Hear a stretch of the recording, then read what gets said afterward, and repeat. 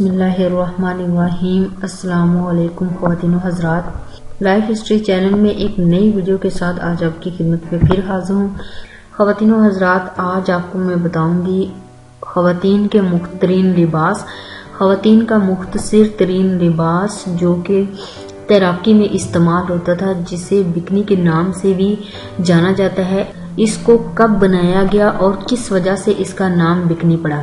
بکنی خواتین کا دو حصہ لباس تیراکی ہے، جس میں سینے کے لیے ایک چولی اور ناف کے نیچے کاٹ جانگیا ہوتا ہے۔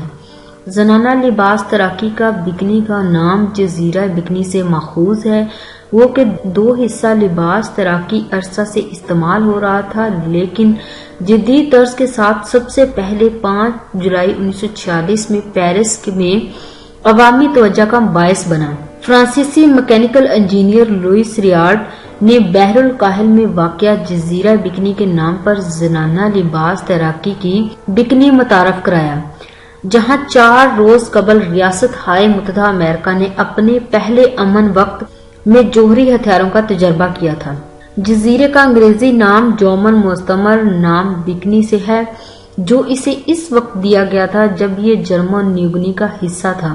جرمن نام مارشلائی نام پکنی سے اخذ کیا گیا ہے، جس میں پک کے معنی سطح اور نی کے معنی ناریل کے ہیں، یعنی ناریل کی سطح۔ تو خواتین و حضرات، یہ تھی چھوٹی سی معلومات خواتین کے مختصر ترین لباس کے بارے میں۔ مجھے امید ہے کہ آپ کو ضرور پسند آئے گی۔